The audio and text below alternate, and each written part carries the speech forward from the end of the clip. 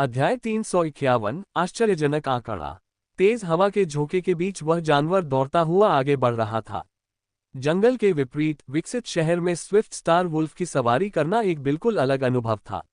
ऊंची ऊंची इमारतें तेजी से पीछे छूटती जा रही थीं और वह जानवर आसानी से सड़कों पर दौड़ते वाहनों के बराबर पहुंच गया। मो फैन ने राहगीरों की भयभीत या ईर्ष्यालु निगाहों की एक झलक भी देखी। ऐसे समय में क्या मो फैन को इस बात की परवाह थी कि उसके पास होन्जोउ शहर के लिए सम्मन बीस्ट परमिट है या नहीं। दरअसल हर शहर में स्पष्ट रूप से कहा गया था कि बुलाए गए जानवरों को सड़कों पर खुलेआम घूमने की अनुमति नहीं है ताकि अनावश्यक आतंक न फैले। ये नियम ड्यूटी पर तैनात जादूगरों पर लागू नहीं होता था क्योंकि उन्हें ऐसा करने के लिए विशेष परमिट दिए गए थे। मो फैन को परमिट न होने की जरा भी परवाह नहीं थी क्योंकि उसे यकीन था कि कोई उसे रोकने की हिम्मत नहीं करेगा। इसके अलावा वह मोटरवे का इस्तेमाल कर रहा था, इसलिए पैदल चलने वालों को कोई नुकसान नहीं पहुंचेगा। हालांकि केंद्रीय क्षेत्र के पास पहुंचते ही मो फैन ने अकड़ दिखाने की हिम्मत नहीं की। उसने स्विफ्ट स्टार वुल्फ को बाहर निकाला और व्हीलचेयर को खोलकर शिनशिया को उस पर बिठा दिया। अब वह आखिरकार शिनशिया को घुमाते हुए खरीदारी करने जा सकता था। मौसम सुहावना था, सूरज बादलों के पीछे छिपा हुआ था। कभी कभार हल्की ठंडी हवा उनके चेहरों को छू रही थी। खरीदारी के लिए यह बिल्कुल सही मौसम था। मो फैन ने शिनशिया के लिए एक गर्म पे खरीदा। शिनशिया ने उसे दोनों हाथों से पकड़ा और बीच बीच में एक एक घूंट पीती रही।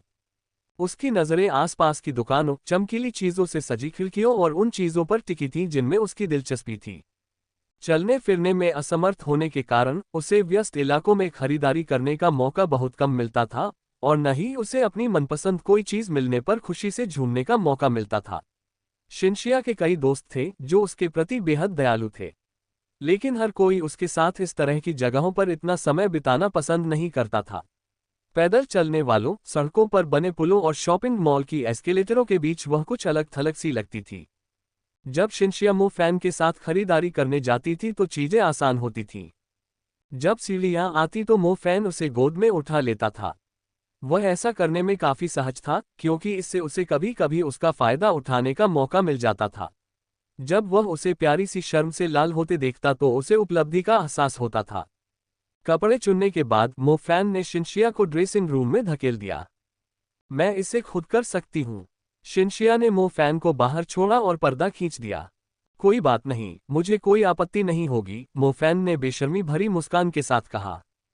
पिछले 2 वर्षों से वे दोनों अपने अपने स्कूलों में व्यस्त थे। उनकी मुलाकात अक्सर नहीं होती थी, इसलिए काफी समय से उसने उसकी किशोरावस्था के बारे में नहीं पूछा था। वह एक भाई के रूप में अपनी भूमिका नहीं निभा रहा था। निर्लज मो फान के विपरीत शिनशिया के अपने सिद्धांत थे जिनका वह पालन करती थी। मो फान चाहे कितनी भी कोशिश कर ले, वह उसे बदलने में मदद करने देने के लिए दृढ़ संकल्पित नहीं थी। शिनशिया को खड़े होने में कोई दिक्कत नहीं थी। उसकी सीधी और पतली टांगें उसकी उम्र की ज्यादातर लड़कियों से कहीं ज्यादा आकर्षक थीं। वे किसी कलाकृति की तरह थीं जिसे कोई नुकसान नहीं पहुंचा था। उसे कपड़े बदलने के लिए कभी किसी की मदद की जरूरत नहीं पड़ी, यहां तक कि ड्रेस पहनने के लिए भी नहीं। वैसे मो फैन को महिलाओं के लिए कपड़े चुनने का बिल्कुल भी अनुभव नहीं था। उसने बस एक पुराने जमाने का कपड़ा देखा और कल्पना में मान लिया कि यह शिनशिया के व्यक्तित्व से मिल खाता है। इसलिए उसने कीमत की परवाह किए बिना ही तुरंत कह दिया कि वह इसमें अच्छी लगेगी।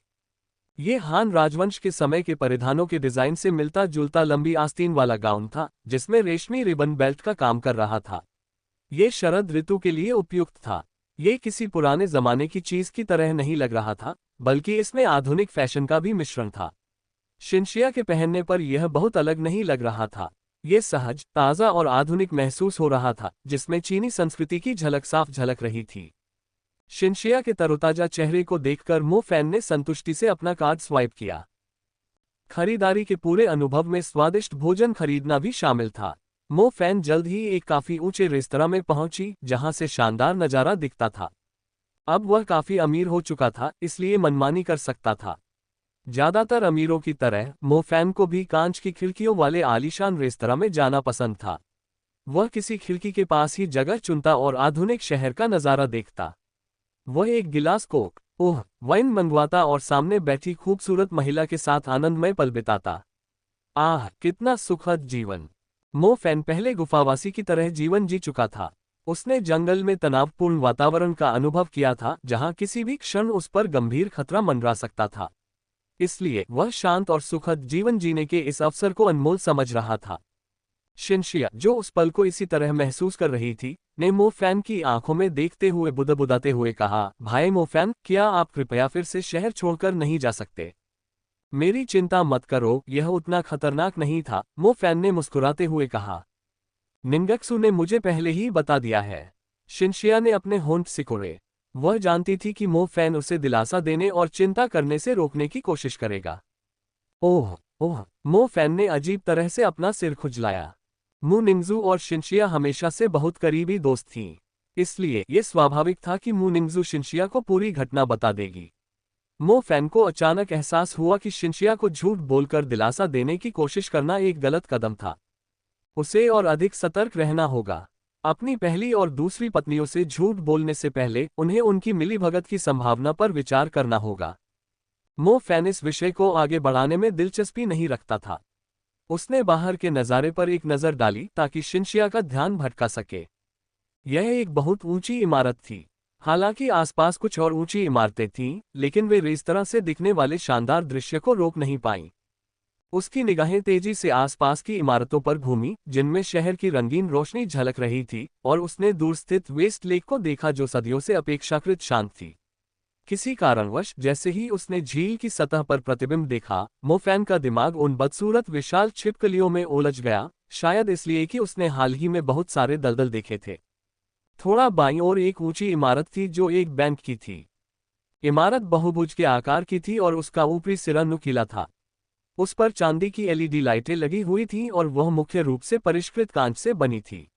मो फैन के कोण से वह एक तरफ से देखने पर एक बाहरी स्विमिंग पूल देख सकता था।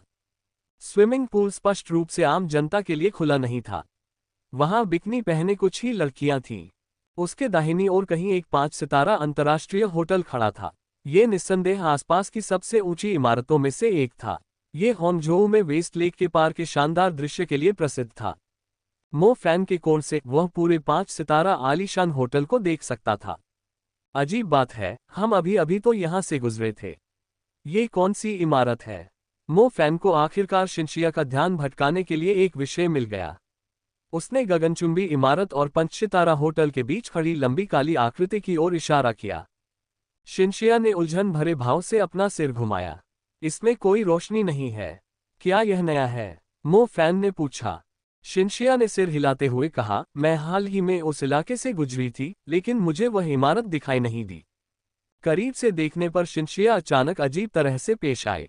वह मुड़ी और अजीब से भाव से बोली, भाई मो फैन, मुझे नहीं लगता कि यह कोई इमारत है। यह इमारत जैसा नहीं दिखता। मो फैन चौंक गया। मो फैन ने तुरंत अपनी इंद्रियों से ध्यानपूर्वक देखा। अगले ही पल वह चौंक गया। मो फैन के चेहरे पर धीरे धीरे अविश्वास के भाव छा गए, जो परछाई को करीब से देखने पर जल्द ही डर में बदल गए। अंत में वह भय से पूरी तरह भयभीत हो गया। होंगझोउ के सबसे व्यस्त इलाके में खड़ी परछाई धीरे धीरे मुड़ गई। ऐसा लग रहा था मानो किसी के देखने का एहसास होने पर वह मुड़ रहा हो। ये सचमुच घूम रहा था। वह काली परछाई पहले वहां बिल्कुल नहीं थी। वह इस समय चांदी की गगनचुंबी इमारत और आलीशान 5 सितारा होटल के बीच खड़ी थी। उसका पिछला हिस्सा उस रेस्तरां की ओर था जहां मो फैन मौजूद था, और अब वह मुड़ रहा था। इसका चेहरा विशालकाय था, हालांकि इसका अधिकांश भाग सपाट था। उसकी 2 त्रिकोणीय आंखें ऐसे चमक रही थीं मानो किसी गगनचुंबी इमारत के शीर्ष पर लगे लोगों को स्पॉटलाइट से रोशन किया जा रहा हो। उसकी झिलमिलाहट बहुत तेज नहीं थी, लेकिन वह भयानक रूप से डरावनी थी, मानो वह किसी के दिल में गहराई तक उतर सकती हो। इसका सिर और गर्दन लगभग एक ही चौड़ाई के थे। गर्दन थोड़ी फूली हुई थी, मानो इसने कोई विशाल हुड पहन रखा हो। यह पूरी तरह से काले रंग का था, लेकिन पास के टावर की रोशनी में इसकी त्वचा पर मौजूद शल्क मुश्किल से दिखाई दे रहे थे। बाकी के बारे में मो फैन ने और जानने की हिम्मत नहीं की। वह सीधे उसकी ओर घूर रहा था। वास्तव में उसकी व्यापक दृष्टि को देखते हुए खिड़की में बैठे लोगों के बजाय इमारत को घूरना अधिक तर्कसंगत होता। हालांकि मो फैन को किसी तरह ये दृढ़ एहसास हो रहा था कि वह सीधे उसकी ओर देख रहा है। उस घूरती निगाह ने उसे बेहद छोटा और तुच्छ महसूस कराया। विकसित शहर के सबसे व्यस्त इलाके में यह एक सम्राट की तरह खड़ा था। सड़कों पर असंख्य लोगों और आसपास की ऊंची ऊंची इमारतों के बावजूद ये बस वहीं स्थिर खड़ा था। ऐसा लग रहा था मानो ये कुछ ही क्षणों पहले प्रकट होने के बजाय हजारों वर्षों से वहीं मौजूद हो। हवा में एक हेलीकॉप्टर उस काली परछाई के चारों ओर चक्कर लगा रहा था और उस पर अपनी स्पॉटलाइट डाल रहा था। अंधेरे में मो फैन को आखिरकार उसका स्पष्ट रूप दिखाई देने लगा। सांप, वह एक सांप था। उसका शरीर एक मूर्ति की तरह सीधा खड़ा था। अगर वह अपना सिर पीछे की ओर न घुमाता तो अधिकतर लोग उसे हाल ही में बनी एक गगनचुंबी इमारत समझ बैठते। ये बेहद विशालकाय था। मो फैन को पूरा विश्वास था कि इसके जैसा दानव मात्र इधर उधर घूमकर शहर को पूरी तरह से तबाह कर सकता है। लेकिन वह हिला नहीं। सिर घुमाने के बाद भी वह अपनी मुद्रा में स्थिर रहा। उसके मुंह से बाहर निकली जीभ ही एकमात्र सबूत थी जिससे ये साबित हुआ कि वह कोई मूर्ति नहीं थी। हे भगवान, यह क्या है? रेस्टोरेंट में मौजूद किसी व्यक्ति ने आखिरकार इस आश्चर्यजनक दृश्य को पहचान लिया और चीखने लगा। सांप, यह एक सांप है। सांप, सचमुच सांप है। मदद करो। कुछ पल पहले तक रोमांटिक माहौल से भरा हुआ रेस्तरां अचानक अफरा तफरी में डूब गया। सबकी आंखों में दहशत थी, फिर भी वे इतने हीन महसूस कर रहे थे कि गगनचुंबी इमारत वाले सांप ने उनकी तरफ एक नजर भी नहीं डाली। रेस्तरां चीखों और रोने की आवाजों से गूंज रहा था। मो फैन जैसे जादूगरों के भी रोंगटे खड़े हो गए थे। उन आम लोगों की तो बात ही छोड़िए जिन्होंने पहले कभी किसी राक्षसी जानवर को नहीं देखा था। यहां तक कि रेज़टेल ड्रेक ने भी मो फैन को इतना भयानक भय नहीं दिया था कि उसकी आत्मा कांप उठी हो। क्या कोई उसे बता सकता है कि वह क्या देख रहा था? वह इस समय होन्गझोउ में था। आधुनिक शहर का निर्माण हजारों वर्षों में मानव सभ्यता द्वारा किया गया था, तो फिर इसके ठीक केंद्र में स्थित गगनचुंबी इमारत, सांप जैसी संरचना अचानक कहां से प्रकट हो गई? शिनशिया, मेरे पीछे आओ। मो फैन ने अपनी जीभ काट ली। केवल यही उसे अपने दिल में उमड़ रहे डर पर कुछ देर के लिए काबू पाने में मदद कर सकता था। पारदर्शी खिड़की के पीछे खड़े मो फैन ने बाकी भीड़ की तरह अपनी जान बचाने के लिए भागने की कोशिश नहीं की। वह अच्छी तरह जानता था कि अगर वह इंसानी गति से भागता तो उसका अंजाम भी आसमान छूती उस विशालकाय सांप के सामने खड़े होकर मौत का इंतजार करने जैसा ही होता। जैसे ही मो फैन ने महसूस किया कि गगनचुंबी सांप धीरे धीरे अपना सिर उसकी दिशा में बढ़ा रहा है, मो फैन ने अचेतन रूप से शिनशिया को, जिसका दिमाग सुन्न हो गया था, अपने पीछे खींच लिया। गगनचुंबी इमारत जैसा दिखने वाला सांप अपना शरीर फैला रहा था। उसका चेहरा धीरे धीरे आगे की ओर झुक गया, मानो उसने कुछ दिलचस्प देख लिया हो। वह धीरे धीरे रेस्तरां की खिड़की की ओर बढ़ा। उसकी लालटेन जैसी बड़ी बड़ी आंखें इमारत की 70वीं मंजिल पर स्थित रेस्तरां के समानांतर थीं। असीम भय से भरी होने के बावजूद मानव आंखों में जीने का दृढ़ संकल्प था। दो सांपों जैसी आंखें, जिन पर क्रोध या खुशी का कोई निशान नहीं था। यह समझना लगभग नामुमकिन था कि वह क्या करने की योजना बना रहा था। शायद वही यूं ही किसी जगह पर नजर डाल रहा था और संयोगवश वे दोनों आंखें उसकी नजर में आ गईं। गगनचुंबी इमारत में खड़े सांप का ये कृत्य भले ही नासमझी भरा रहा हो, लेकिन इसने उस व्यक्ति के लिए एक ऐसा खतरा पैदा कर दिया जिसने अपने पीछे खड़ी महिला की रक्षा करने की कोशिश की थी और जिसका ऐसा खतरा उसने पहले कभी महसूस नहीं किया था। योजक चिन्ह। काले बादलों में शहर की चकाचौंध भरी रोशनी प्रतिबिंबित हो रही थी। बादलों के सबसे करीब गगनचुंबी इमारतें खड़ी थीं, जो ऊंचे पेड़ों की तरह लग रही थीं।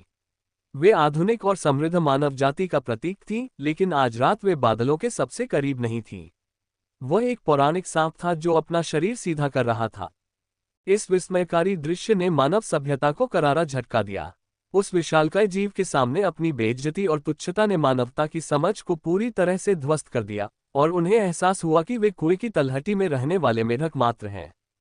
यह न तो हिल रहा था और न ही किसी चीज को नष्ट कर रहा था, लेकिन फिर भी यह उस जगह के लिए एक बड़ी आपदा साबित हो चुका था। ऊपर से देखने पर भीड़ घने काले धब्बों जैसी लग रही थी, जो चारों दिशाओं में भाग रही थी। वाहनों ने सभी चौराहों को अवरुद्ध कर दिया था। कई लोग अपनी कारों से बाहर निकलकर पैदल भागने लगे थे। एक भयानक सपना अचानक आ उठा था, बिना किसी संकेत के और बिना मनुष्यों को खुद को तैयार करने का कोई मौका दिए। कुछ मिनट बाद पीठ पर पंख लिए कुछ लोग दिखाई दिए। उड़ने की क्षमता रखने वाले जादूगरों को मनुष्यों में अत्यधिक सम्मान प्राप्त था, क्योंकि वे बेहद शक्तिशाली थे। हालांकि वे गगनचुंबी सांप के चारों ओर मंडराने वाली मक्खियों और मच्छरों की तरह थे, जो उसके करीब जाने की हिम्मत नहीं करते थे। अच्छी खबर ये थी कि विशालकाय सांप ने अपनी नजरें हटा ली थीं, मानो किसी और चीज ने उसका ध्यान आकर्षित कर लिया हो। जैसे जैसे उसकी गर्दन फैलने लगी, वह एक तरफ झुक गया। वह बादल जितना विशाल था। उसकी निगाहें एक जगह टिक गईं। दक्षिण दिशा से उसकी ओर उड़ते हुए लंबे बालों वाले सफेद कमीज पहने एक आदमी पर उनकी नजरें टिक गईं। उस आदमी के बाल औरत जैसे लंबे थे, बिल्कुल सीधे लंबे बाल। वह आदमी पास ही स्थित गगनचुंबी इमारत के नुकीले शिखर पर उतरा। उसके नीचे स्विमिंग पूल था, जहां अमीर परिवारों की लड़कियां पहले ही बेहोश हो चुकी थीं, जिसके परिणामस्वरूप एक अंतरंग दृश्य दिखाई दे रहा था। लंबे बालों वाले उस व्यक्ति ने अपना सिर उठाया और विशालकाय सांप की आंखों में घूरने लगा। आसपास मौजूद हजारों लोगों में से चील की तरह तेज उसकी आंखें ही ऐसी थीं जिनमें भय नहीं था। भले ही तुम पर लगी मुहर से कुछ भी साबित नहीं हुआ, लेकिन इसका मतलब यह नहीं है कि तुम्हें सड़कों पर इस तरह का हंगामा करने का अधिकार मिल जाता है। वह आदमी चिल्लाया, मानो वह किसी गगनचुंबी इमारत वाले सांप से बात कर रहा हो। आसमान छूते सांप ने उस आदमी को पूरी तरह से अनसुना कर दिया। उसने धीरे से अपना सिर उठाया, पास के काले बादलों को घूरते हुए फुफकारा। अचानक एक धुंध ने आकाश विस्तारित सांप के शरीर को घेर लिया। शुरुआत में धुंध हल्की थी, जो सांप के विशाल आकार को आंशिक रूप से ही ढक पा रही थी। देखते ही देखते ये घने बादलों की तरह फैल गई और आकाश विस्तारित सांप को पूरी तरह से अपने अंदर छिपा लिया। धुंध और भी घनी होती गई और जल्द ही उसने पूरे आसमान को ढक लिया। धीरे धीरे इसने जमीन को बादलों से जोड़ने वाले एक सांप का आकार ले लिया। लंबे समय तक छाए रहने के बाद भी इसके छंटने का कोई आसार नहीं दिखा। जैसे ही पश्चिम झील से हवा चली, सांप के आकार का धुंध धीरे धीरे गायब होने लगा। इस दौरान लोग गगनचुंबी इमारत जैसे दिखने वाले उस अद्भुत सांप की आकृति को देखना बंद कर चुके थे।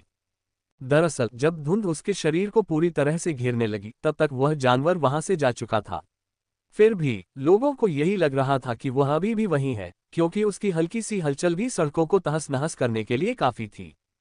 सभी को आश्चर्यचकित करते हुए वह पल भर में गायब हो गया। उसने न तो किसी इमारत को नष्ट किया, न ही कोई आवाज निकाली। चांदी की गगनचुंबी इमारत और पंचसितारा होटल के बीच गायब होती धुंध के अलावा कुछ भी नहीं बचा था। ओह, ये सच नहीं था। उसने होन्जो शहर में भय का एक धुंध जरूर फैला दिया था। रेस्तरां के अंदर मोफैन की काली कमीज पसीने से भीग चुकी थी। विशालकाय सांप के चले जाने की पुष्टि करने के बाद मोफैन को अपने अंगों में कमजोरी महसूस होने लगी। सच कहें तो वह यह मानना ज्यादा पसंद करेगा कि वह कोई बुरा सपना देख रहा था, क्योंकि ऐसा अविश्वसनीय दृश्य केवल सपनों में ही हो सकता है। समस्या सिर्फ इतनी थी कि सिर्फ यही उस डर को समझाने के लिए काफी नहीं था जो इतना वास्तविक लग रहा था, जिसके कारण वह ठंडे पसीने से तरबतर हो गया था। भाई मोफैन, शिनशिया ने अपनी आंखें खोली और उसे केवल मोफैन की पीठ दिखाई दी। भीगी हुई कमीज उसकी पीठ से चिपकी हुई थी। मोफैन स्थिर खड़ा था। जैसे जैसे वह गहरी सांसें ले रहा था, उसका शरीर अनजाने में बुरी तरह कांप रहा था। शिनशिया की आवाज सुनकर मोफैन ने अपने विचारों को शांत करने की पूरी कोशिश की और जबरदस्ती मुस्कुराते हुए कहा, अब सब कुछ ठीक है। क्या वह गायब हो गया? शिनशिया ने डरे हुए स्वर में पूछा। मुझे भी ऐसा ही लगता है। क्या आपको पता है कि वह क्या था? उसने कमजोर आवाज में पूछा। मोफैन ने सिर हिलाया। उसने धीरे से अपना फोन निकाला और इंटरनेट ब्राउज करने लगा। जैसा उसने सोचा था, खबर जल्द ही चारों ओर फैल गई। होन्जो शहर में गगनचुंबी इमारत वाले सांप का विषय हर सोशल प्लेटफॉर्म पर छा गया। सरकार हमें स्पष्टीकरण देगी, चाहे कुछ भी हो। चलिए पहले इस जगह को छोड़ देते हैं, मोफैन ने कहा। मम्मा, जिनिक्सिया ने सिर हिलाया। कुछ क्षण पहले तक जो इलाका काफी शांत था, वह आज पूरी तरह से अराजक स्थिति में था, जहां हॉर्न की आवाजें, चीखें और रोना गूंज रहा था। लोग अब भी भाग रहे थे। किसी को नहीं पता था कि सांप दोबारा प्रकट होगा या नहीं। हर कोई उस भयानक जगह से निकलने की पूरी कोशिश कर रहा था। मोफैन को कानूनों की जरा भी परवाह नहीं थी। उसने स्विफ्ट स्टार वुल्फ को बुलाया और तेजी से उस इलाके से निकल गया। वह एक शब्द भी नहीं बोलना चाहता था और न ही इंटरनेट पर चल रही चर्चाओं की उसे परवाह थी।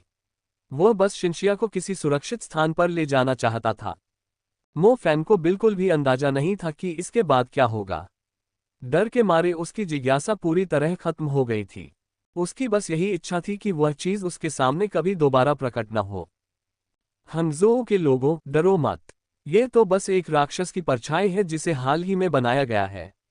ये सांप बिल्कुल भी असली नहीं है। यह महज एक भ्रम है, इसीलिए यह बिना किसी निशान के प्रकट और गायब हो जाता है। अगर यह सचमुच कोई राक्षस होता तो अपने विशाल आकार से ही पूरे शहर को तबाह कर देता। 1 घंटे से भी कम समय में आधिकारिक पक्ष ने इस चौंकाने वाली घटना पर टिप्पणी कर दी। तो ये सिर्फ एक भ्रम था, उन्होंने कहा कि यह धुंध से बना था, लेकिन यह इतना असली लग रहा था। हाँ, आंखें 2 स्पॉटलाइट की तरह थीं। मैं 10 से ज्यादा गलियों दूर था, लेकिन ऐसा लग रहा था जैसे वह चीज मेरे ठीक सामने हो। ये किसी भी तरह से भ्रम नहीं हो सकता। वे कुछ छिपा रहे हैं। जब ये घटना हुई, मैं होटल में ही था। मैं अपनी जगह से उसका सिर साफ देख सकता था। ये निश्चित रूप से किसी जादू से बना भ्रम नहीं है। एक ही दिन में पूरे देश की निगाहें इस चौंकाने वाली खबर पर टिक गईं। घटना के समय मौजूद कई लोगों ने सरकार पर कुछ छिपाने का आरोप लगाया। हालांकि अन्य सभी ऐतिहासिक घटनाओं की तरह जब इसके बारे में कोई खबर नहीं आई तो इसे धीरे धीरे भुला दिया गया, क्योंकि लोगों का ध्यान देश भर में हो रही अन्य घटनाओं की ओर आकर्षित हो गया। दूसरे दिन भी लोग इंटरनेट पर सबूतों की सूची बना रहे थे और आधिकारिक पक्ष से स्पष्टीकरण की मांग कर रहे थे। तीसरे दिन अधिकांश लोग आधिकारिक बयान पर विश्वास करने लगे थे। आसमान छूता सांप चाहे कितना भी असली क्यों न दिखता हो, कोई भी यह नहीं समझा सका कि वह बादल के टुकड़े की तरह कैसे प्रकट हुआ और गायब हो गया। वे राक्षसी जीव स्वभाव से ही क्रूर थे। यदि वास्तव में ऐसा कोई विशालकाय जीव प्रकट हो जाता तो पूरा इलाका खंडहर में तब्दील हो जाता। 1 सप्ताह बाद इस विषय पर चर्चा करने वाले लोगों की संख्या कम हो गई थी। जनता का ध्यान तटवर्ती इलाकों में प्रकट हुए राक्षसी जीवों की नई प्रजाति की ओर केंद्रित हो गया था। मो फैन पूरे सप्ताह होंगझोऊ में रुका रहा। उसके दिल में व्याप्त भय का धुंध छंटने में पूरा 1 सप्ताह लग गया। क्या ये कोई भ्रम है? क्या ये छाया तत्व से निर्मित कोई आकृति है? जंगल में काफी समय तक जीवित रहने वाले जादूगर के रूप में मो फैन अपने पूरे विश्वास के साथ यह गारंटी दे सकता था कि यह निश्चित रूप से सिर्फ एक भ्रम नहीं था। गगनचुंबी इमारत जैसा दिखने वाला सांप सचमुच मौजूद था और मो फैन को पूरा यकीन था कि वह फिर से दिखाई देगा। मो फैन अपना अधिकांश समय किराए के अपार्टमेंट में ही बिताता था। वह अपनी साधना पर ध्यान भी नहीं लगा पाता था। हर बार जब वह अपनी आंखें बंद करता तो उसका मन उस विशाल सांप के चेहरे और उसकी घातक ठंडी आंखों से भर जाता। आखिर वह क्या था? इस दुनिया में कोई भी सरकार किसी राक्षसी जानवर के बारे में जानकारी छिपाने की कोशिश नहीं करेगी। अधिकारियों ने अपने बयान में इसे भ्रम क्यों बताया? इतनी विशाल सांप व्यस्ततम सड़कों के बीचों बीच कैसे प्रकट हुई और बिना कोई तबाही मचाए गायब हो गई? ये राक्षस किस श्रेणी का होगा? ये निश्चित रूप से कमांडर स्तर का तो नहीं था। मो फैन ने कई कमांडर स्तर के राक्षस देखे थे, फिर भी वह पहले कभी किसी राक्षस से इतना भयभीत नहीं हुआ था। मो फैन उस सांप से कोई वास्ता नहीं रखना चाहता था। हालांकि उसे एहसास हुआ कि उसे देखने के बाद वह अपनी साधना पर ध्यान केंद्रित नहीं कर पाएगा। अगर उसके मन में संदेह और भय बना रहा तो वह बेचैन हो जाएगा। मुझे लगता है कि अगर मैं इसके बारे में और जानना चाहूं तो पूछने के लिए कोई न कोई मिल जाएगा। मो फैन ने मन बना लिया। वह कम से कम ये जानना चाहता था कि यह क्या है, और यह पता लगाना चाहता था कि इसने उसके साथ ऐसा क्या किया है कि जब भी वह अपनी आंखें बंद करता है तो उसका मन भय से भर जाता है। मिस तांग्युए, क्या आप खाली हैं? मैं होंगझोऊ में हूँ, मो फैन ने कहा। सेना में आराम करने के बजाय तुम वहां क्या कर रहे हो? तांग्युए ने उसे डांटते हुए कहा। मैंने अच्छी तरह से आराम किया है। दरअसल मैं 1 हफ्ते से होंगझोऊ में हूँ, मो फैन ने कहा। तांग्युए ने एक पल के लिए रुककर गंभीर स्वर में पूछा, क्या तुमने इसे देखा? हाँ, मेरी जगह पर आओ। अब मुझे वेस्ट लेक इलाके के पास जाने से काफी डर लगता है।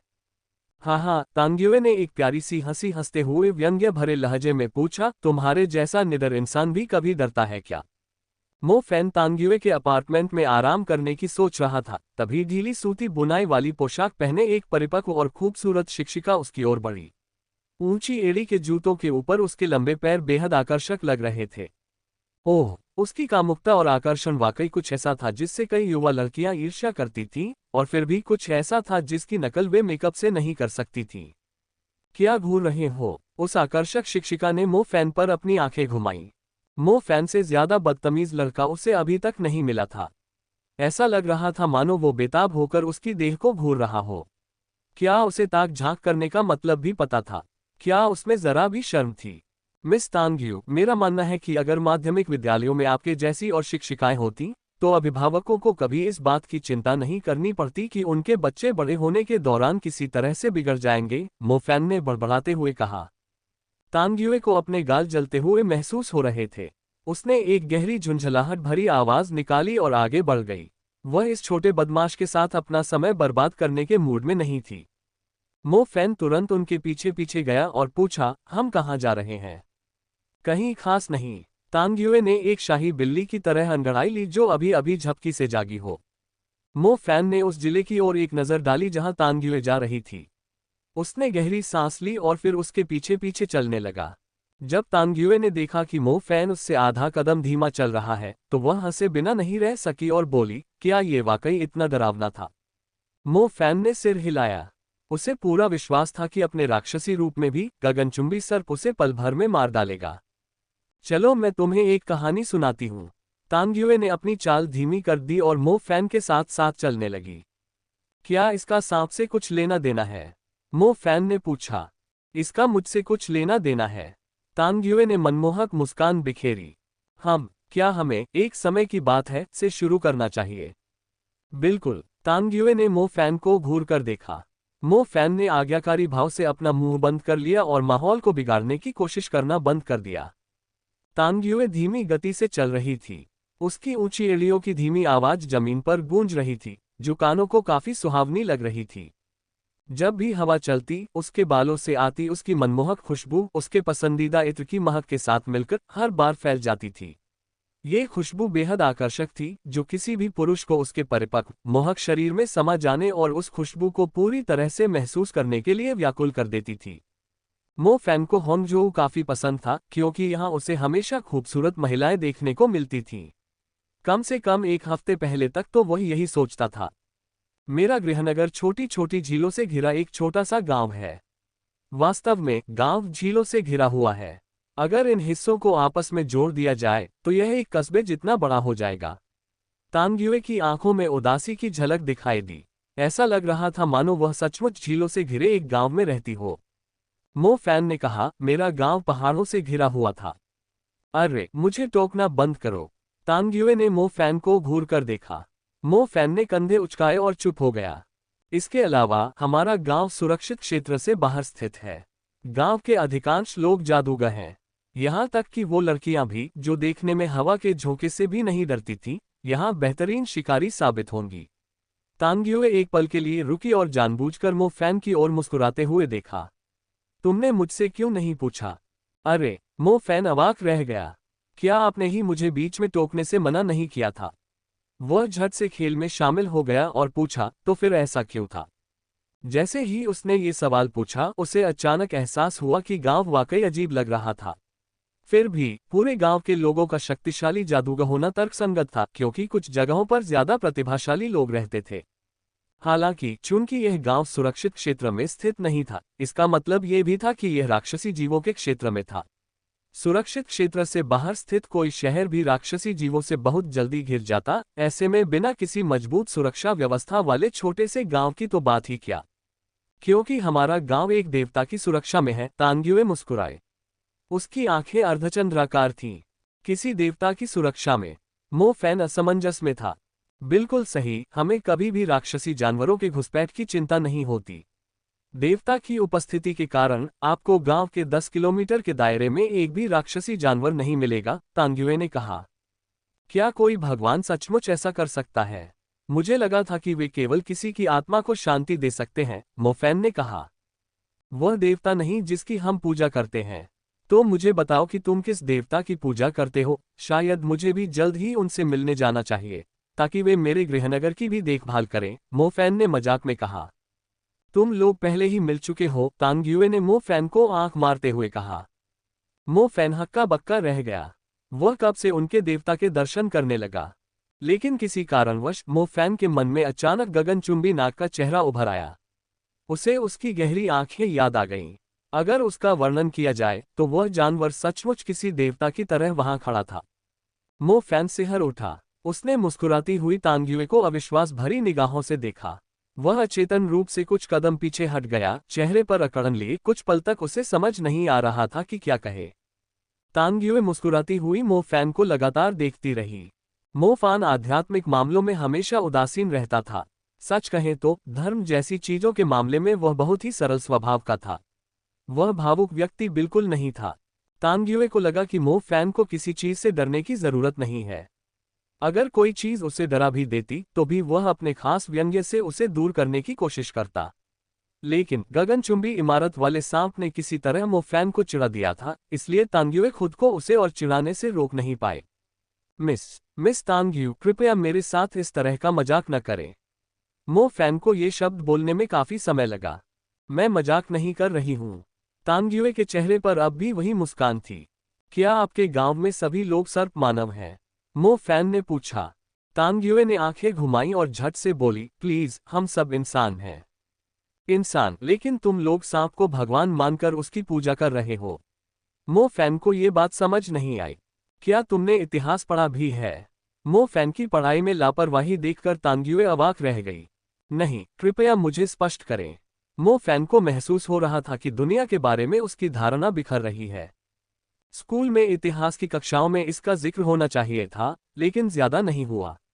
ये हमारे गांव का एक राज भी है और हम आमतौर पर बाहरी लोगों को इसके बारे में नहीं बताते, सिवाय तब जब। तानग्युए रुक गई। जब तक मैं दामाद नहीं बन जाता, मो फैन ने बीच में टोकते हुए कहा। हम तुम्हारे जैसे नीच लोगों को कौन चाहेगा? तानग्युए ने गुस्से से कहा। मैंने तुम्हारा नाम नहीं लिया। मुझे लगता है कि तुम्हारे गांव में अभी और लड़कियां होंगी, बातूनी मो फैन ने जवाब दिया। मेरे साथ आओ, मैं तुम्हें कहीं ले जाऊंगी, तानग्युए ने आदेश दिया। बिल्कुल नहीं। तुम्हारे जैसे अजीबोगरीब गांव में तो जरूर कुछ पागलपन भरा काम होगा, जैसे जीवित बलि चढ़ाना।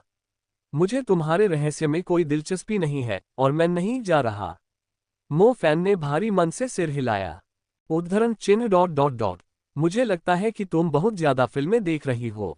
तानग्युए को एक ही समय में रोने और हंसने का मन कर रहा था। अंततः मो फैन ने समझौता कर लिया। तानग्युए ने मो फैन को वह कारण बताया था कि उसके दिल में लगातार डर क्यों बना रहता था। आंखें बंद करने पर उसे बार बार गगनचुंबी सांप का चेहरा क्यों दिखाई देता था, वह उस पर फुफकारता हुआ क्यों दिखाई देता था। ऐसा इसलिए था क्योंकि विशालकाय सांप ने अपना शिकार चुन लिया था। समय आने पर वह पहले की तरह अचानक प्रकट होगा और उसे जिंदा ही अपने पेट में निगल जाएगा। अरे, अगर आपको पता नहीं है तो सांप अपने शिकार को जिंदा ही खा जाते हैं। निगलने के बाद आप तुरंत नहीं मरेंगे, बल्कि धीरे धीरे पचेंगे, तानग्युए ने आगे विस्तार से बताया, जिससे मो फैन डर के मारे कांप उठा। बहन, बस करो, मैंने तुम्हारे साथ चलने का वादा कर दिया है। मो फैन ने उदास चेहरा बना लिया। मो फैन तानग्यू के पीछे पीछे पश्चिमी झील तक गया। वहां पहुंचते ही वे सीधे एक नाव के पास गए और उसे चप्पू से झील के बीचों बीच ले गए। पानी साफ और शांत था। छोटी नाव के चारों ओर पानी में सफेद बादल दिखाई दे रहे थे। आमतौर पर मो फैन छोटी नाव में तानग्युए के साथ अकेले होने पर कामुक कल्पनाएं करने लगता था। वह सोचता था कि सुनसान नाव में होने पर वह उसके साथ किस तरह की बुरी हरकतें कर सकता है, लेकिन इस बार वह ऐसा नहीं कर सका। उसके मन में सचमुच भय बैठा दिया गया था, जिसके कारण वह हर समय बेचैन महसूस करता था। कुछ हद तक जब मो फैन साफ पानी में देख रहा था तो उसे पानी के अंदर नाव के ठीक नीचे एक विशालकाय कुंडली मारे हुए शरीर दिखाई दे रहा था। नाव झील पर पत्ते की तरह तैर रही थी, जबकि उसके नीचे का शरीर हिमखंड के ऊपरी हिस्से जैसा लग रहा था। पानी अचानक गहरा काला हो गया, जैसे अंधेरे से एक सांप का चेहरा अचानक उसकी ओर आ रहा हो। वह अचानक खुद को एक गहरी खाई में पाया, भय से कांप रहा था। उसके साथ क्या हो रहा था? मो फैन इतना परेशान कभी नहीं हुआ था। क्या तानग्युए सचमुच सच कह रही थी? क्या वह एक ऐसा शिकार था जिस पर निशान लगा दिया गया था और वह दरिंदा जब चाहे आकर उसका आनंद ले सकता था? नाव धीरे धीरे झील के बीचों बीच स्थित एक छोटे से द्वीप की ओर बढ़ गई। द्वीप का आकार प्रवेश निषेध चिन्ह जैसा था, जिसके बाहरी भाग पर एक वृत्त और उसके अंदर एक बड़ा सा क्रॉस बना हुआ था। बाकी का हिस्सा पानी से भरा हुआ था। जैसे ही नाव किनारे पर पहुंची, मो फैन ने तुरंत नीले रंग के कपड़े पहने एक व्यक्ति को आसपास के इलाके पर नजर रखते हुए देखा। तानग्युए को देखकर उसकी आंखों में चमक आ गई, लेकिन मो फैन को देखते ही उसकी उत्तेजना फ्राउन में बदल गई। तानग्यू, हम यहाँ बाहरी लोगों को आने की अनुमति नहीं देते, उस व्यक्ति ने कहा। दाशेग, वह कोई बाहरी नहीं है। नाव को किनारे लगाते हुए तानग्युए ने मो फैन से किनारे पर जाने का आग्रह किया। क्या इसका मतलब है कि तुम दोनों पहले ही? दाशेग नाम का आदमी दंग रह गया। अगर वह उसे सिर्फ बाहरी होने की वजह से अस्वीकार कर रहा था, तो अब यह पूरी तरह से दुश्मनी में बदल गया था। तांग्युए को जब सच्चाई का एहसास हुआ तो वह शर्म से लाल हो गई। उसने झट से कहा, तुम क्या सोच रही थी? वह मेरा छात्र है। ओह ओह, एक छात्र, अच्छा, मुझे लगता है कि अब तुम्हें बाहरी नहीं समझा जाएगा, दाशेग हंसते हुए बोला। मो फैन के प्रति उसकी शत्रुता तुरंत गायब हो गई। तो इस द्वीप की जिम्मेदारी आप लोगों की है। मुझे पहले लगा था कि ये द्वीप पर्यटकों के लिए खुला है। मो फैन को ये जानकर आश्चर्य हुआ कि द्वीप पर कोई पर्यटक नहीं था। अतीत में ये स्थान अपने मनोरम दृश्यों के कारण एक प्रसिद्ध पर्यटन स्थल हुआ करता था। ये द्वीप बहुत बड़ा नहीं था। कुछ ही कदम चलने पर आप वापस उसी स्थान पर पहुंच जाते थे, लेकिन ये झील से घिरा हुआ था और वृक्षों वनस्पतियों से सुशोभित था। दाशेग, अब तुम वापस जा सकते हो। इसे मुझ पर छोड़ दो, तांग्युए ने कहा। हाँ, बिल्कुल, दाशेग ने बिना किसी झिझक के नाव ली और चला गया।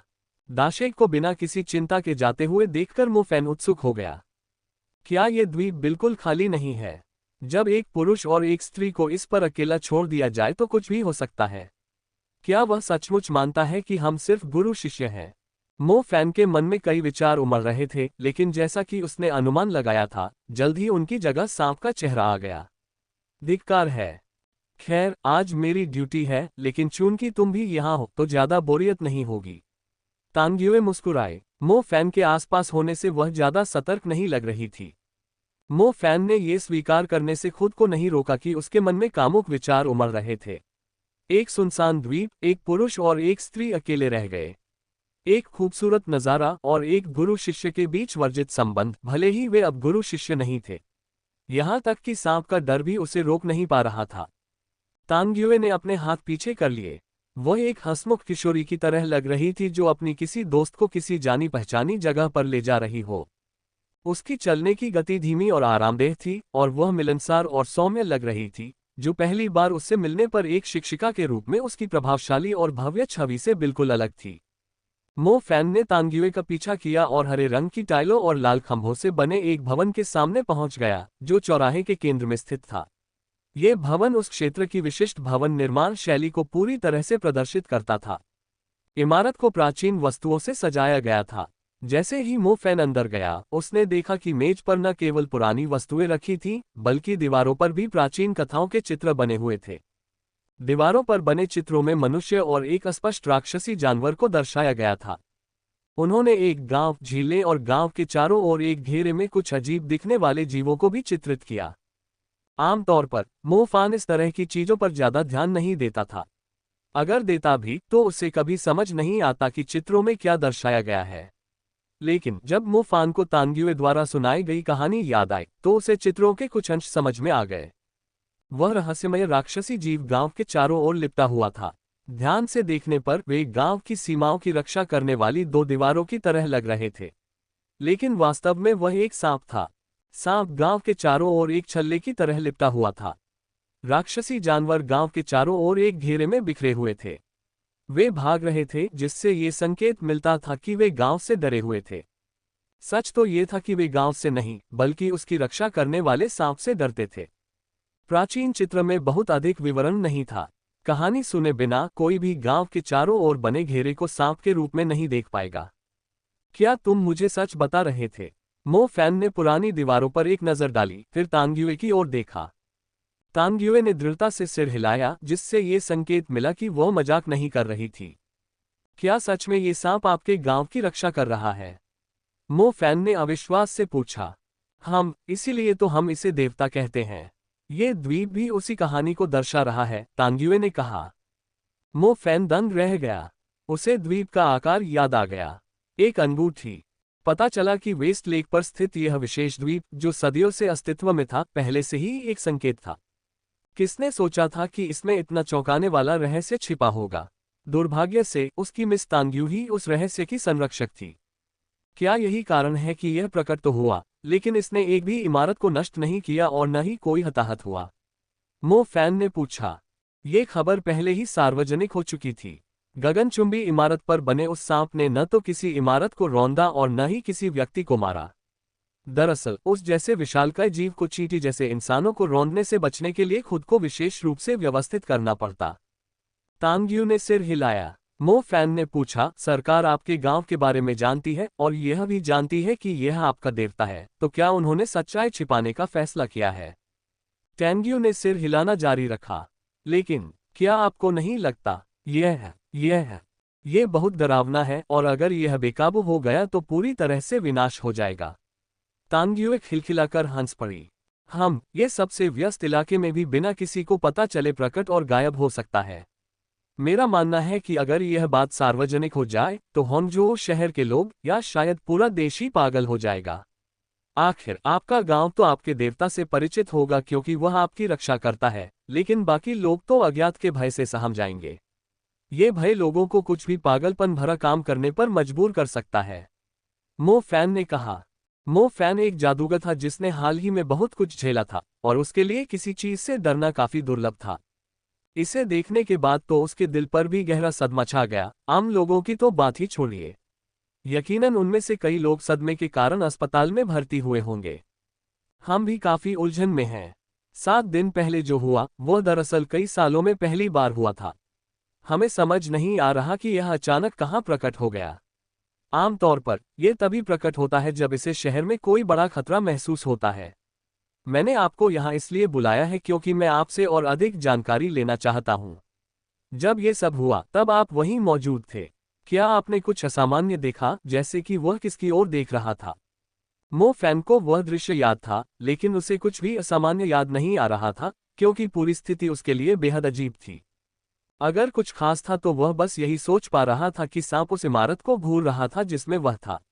ऐसा लग रहा था मानो वह उसकी मंजिल को सीधे उसे ही घूर रहा हो। मो फैन ने ईमानदारी से कहा, मुझे ऐसा लग रहा था जैसे वह मुझे देख रहा हो। क्या आपको यकीन है? नहीं, ऐसा नहीं है। उसकी आंखें बहुत बड़ी थीं। शायद इमारत में किसी चीज की वजह से उसे बेचैनी हो रही थी। मैं ठीक से बता नहीं सकती, मो फैन ने कहा। इसी बीच मो फैन सोच रहा था कि क्या इसका संबंध दानव तत्व से है। जब उसने राक्षसी रूप धारण किया तो उसे जो शक्ति प्राप्त हुई वह असाधारण थी। यदि आकाश विस्तारित सर्प एक रक्षक था, तो क्या ऐसा हो सकता है कि वह उसके शरीर में अशांत राक्षसी रक्त का पता लगाने के बाद प्रकट हुआ हो, लेकिन जब उसे एहसास हुआ कि वह कोई खतरा नहीं है तो वह तुरंत चला गया हो? लेकिन मो फैन को यह बात अब भी समझ में नहीं आ रही थी। यहां तक कि जब वह राक्षस रूप धारण कर लेता तब भी उसकी शक्ति केवल कमांडर स्तर के राक्षसी जानवर के बराबर ही होती। गगनचुंबी सांप का स्तर निश्चित रूप से कमांडर स्तर से कहीं अधिक था। उसे स्वयं को प्रकट करने की आवश्यकता नहीं थी। शायद जिस इमारत में वह था उसमें वास्तव में कुछ था। तांग्युए गहरी सोच में डूब गई। उसे इस बात की चिंता नहीं थी कि गगनचुंबी इमारत वाला सांप जनता के सामने कैसे प्रकट हुआ, बल्कि इस बात की चिंता थी कि वह प्रकट क्यों हुआ। तो क्या सांप एक रक्षक की तरह है? मो फैन ने गंभीर स्वर में पूछा। ये पहले एक गांव की देखभाल करता था, लेकिन ये हजारों साल पहले की बात है। अब यह एक शहर की देखभाल करता है और उस शहर का नाम होन्जो है, तांग्युए ने कहा। मो फैन ने अपना मुंह चौड़ा खोल दिया। काफी देर तक उसका मुंह खुला ही रहा क्योंकि उसे कोई शब्द नहीं सूझ रहा था। किसने सोचा होगा कि लोगों में इतना खौफ पैदा करने वाला इतना विशालकाय जानवर शहर का रक्षक निकलेगा? ये यकीनन अब तक का सबसे अविश्वसनीय रहस्य था जिसका उसे सामना करना पड़ा था। मैंने इसके बारे में पहले कभी क्यों नहीं सुना? मो फैन ने कहा। आपने टोटेम के बारे में तो सुना ही होगा, है ना? तांग्युए दूसरी दीवार के पास गई और उस पर बनी पेंटिंग की ओर इशारा किया। टोटेम, ये नाम जाना पहचाना सा लगता है। बहुत समय पहले मानव जनजातियों के अपने झंडे होते थे और उन झंडों पर टोटेम संरक्षक पशुओं के चित्र बने होते थे। क्या आप कह रहे हैं कि सांप उनमें से एक है? मो फैन को तुरंत समझ आ गया। उनकी इतिहास की पाठ्य पुस्तकों में पहले भी टोटेम शब्द का उल्लेख था। प्राचीन काल में मनुष्य अपने निवास स्थान की शांति के बदले इन टोटेम प्राणियों की पूजा करते थे। ये टोटेम प्राणी न तो वास्तविक दानव थे और न ही बुलाए गए प्राणी, बल्कि वे एक अद्वितीय अस्तित्व थे जिनमें मनुष्यों को मारने की इच्छा नहीं थी, बल्कि वे सहअस्तित्व बनाए रखने या उनकी रक्षा करने के लिए तत्पर थे। दुर्भाग्यवश ये टोटेम बीस्ट्स हजारों साल पहले तक केवल कहानियों में ही मौजूद थे। जादू के इंसानों के दैनिक जीवन का हिस्सा बनने के साथ ही उन्होंने खुद को बचाना सीख लिया था। अब उनका संपर्क केवल बुलाए गए जानवरों से ही होता था, टोटेम बीस्ट से नहीं। यह एक प्राचीन टोटेम बीस्ट है। हमारे लोग इसकी रक्षा करते आ रहे हैं और ये शहर की रक्षा करता है। कई जादू संगठन अभी भी इन्हें अस्वीकार करते हैं क्योंकि वे इनकी अपार शक्ति से भयभीत हैं। इसके अलावा अधिकांश टोटेम बीस्ट अब इतिहास बन चुके हैं, इसलिए बचे हुए कुछ ही दिखाई देते हैं। मनुष्य अब इन्हें स्वीकार नहीं करते। मेरा मानना है कि हम जैसे कुछ ही लोग टोटेम बीस्ट की रक्षा कर रहे हैं, तांग्युए ने धीरे से आह भरी। एक टोटेम गार्जियन, मुझे नहीं पता था कि मिस तांग्यू की भी इतनी खास पहचान है। मैजिक कोर्ट में आपकी क्या भूमिका है? इन दोनों में कोई टकराव नहीं है। मैजिक कोर्ट को इसकी मौजूदगी का भली भांति ज्ञान है। वैसे मैजिक कोर्ट के प्रमुख मेरे सबसे बड़े चाचा हैं। उद्धरण चिन्ह उद्धरण चिन्ह। मो फैन अवाक रह गया। ऐसा प्रतीत हुआ कि उसकी मिस तांग्युए उसकी सोच से भी कहीं अधिक असाधारण थी। एक टोटेम गार्जियन होने की बात को छोड़ दे तो मैजिक कोर्ट के प्रमुख की भतीजी होने की बात ही हर प्रतिष्ठित परिवार, संस्था या सेना के लिए उन्हें उचित सम्मान देने के लिए काफी थी। इसी बात पर आप बोस सिटी में क्यों थे? मो फैन ने एक महत्वपूर्ण प्रश्न को याद करते हुए कहा। उनकी प्रभावशाली पृष्ठभूमि को देखते हुए उन्हें बोस सिटी जैसे छोटे शहर में भेजना उचित नहीं था। ऐसा इसलिए हो सकता है क्योंकि बोस सिटी में भी हमारे जैसे टोटेम गार्डियंस का एक समूह छिपा हो सकता है, तांग्युए ने कहा। ये शब्द सुनकर मो फैन के मन में एक विचार आया। अगर उसे ठीक से याद है, शिनशिया ने उससे कहा था कि बोस शहर के लोग एक प्राचीन सम्राट द्वारा नियुक्त कुछ रक्षकों के वंशज थे। लेकिन क्या वे भूमिगत पवित्र झरने की रक्षा नहीं कर रहे थे? भूमिगत पवित्र झरने का टोटेम जानवरों से क्या संबंध हो सकता है? तो क्या इसका मतलब यह है कि ब्लैक वेटिकन ने समाज से बदला लेने के लिए बोस सिटी को अपने हमले का शिकार यूं ही नहीं चुना? मो फैन को आखिरकार ब्लैक वेटिकन के हमले के पीछे का असली मकसद समझ में आ गया। हमें शक था कि वे खोए हुए टोटेम बीस्ट को निशाना बना रहे थे, लेकिन आखिरकार हमें उनके अन्य लक्ष्यों का पता चला। दुर्भाग्य से मुझे जांच जारी रखने के लिए नहीं कहा गया। मो फैन गहरी सोच में डूब गया। झान कोंग ने ब्लैक वेटिकन से बचाव के तौर पर जनता के सामने ये खुलासा न करने का फैसला किया था कि वह अभी भी जीवित है। हालांकि अगर ब्लैक वेटिकन उसे हटाने की पूरी कोशिश कर रहा था, तो सच्चाई का पता लगने में बस कुछ ही समय लगेगा। मो फैन अचंभित था। वेटिकन के उन कमीनों को आखिर चाहिए क्या था? क्या उन्हें भूमिगत पवित्र झरना चाहिए था या टोटेम बीस्ट का रहस्य? ये सोचते हुए मो फैन की नज़र दीवार पर बनी एक खूबसूरत पेंटिंग पर पड़ी। उसमें एक विशालकाय सांप बना हुआ था जो बादलों की धुंधली सी परत तक पहुंचने जितना लंबा था। उस विशालकाय सांप के नीचे एक छोटा सा जीव था। सांप की तुलना में वह इतना छोटा था मानो केचुआ हो। मो फैन ने हंसते हुए कहा, तो इस गगनचुंबी सांप का भी एक छोटा बच्चा है। ये तो बहुत प्यारा लग रहा है। तांग्युए ने उसकी उंगली का अनुसरण करते हुए मुस्कुराते हुए कहा, जिस बच्चे का आप जिक्र कर रहे हैं वह स्वयं गगनचुंबी इमारत वाला सांप है। अरे बाप रे, इसके ऊपर वो चीज क्या है? मो फैन की तो पैंट गीली होने ही वाली थी। आसमान छूता हुआ वह सांप वाकई इतना विशाल था कि मो फैन ने ऐसा सांप पहले कभी नहीं देखा था। अगर आसमान में बादल होते तो वह आसानी से जमीन को आसमान से जोड़ सकता था। इस बीच दीवार पर बनी पेंटिंग में सांप 10 गुना से भी ज्यादा बड़ा था। क्या वह आकाश को ही नहीं ढक लेगा? मुझे भी नहीं पता। इसे प्राचीन काल में लोगों ने बनाया था। शायद यह महज एक कल्पना है कि कोई ऐसा देवता है जिसकी पूजा आकाश में स्थित सर्प करता है। वह आकाश में रहता है और उसका आकार तो और भी ज्यादा विशाल है। तांग्युए ने उत्तर दिया। उनकी जनजाति के पास भी कई प्राचीन कथाएं थीं जिन्हें वे आज समझा नहीं सकते थे। आखिरकार पीढ़ी दर पीढ़ी हस्तांतरित होने वाला ज्ञान कहीं न कहीं खो जाना एक आम बात थी। मो फैन ने भी इस बात से सहमति जताई कि यह महज एक कल्पना थी। वरना अगर ऐसा विशालकाय जीव सचमुच मौजूद होता तो वह मंगल ग्रह पर चला जाता। पृथ्वी उसके लिए बहुत खतरनाक थी।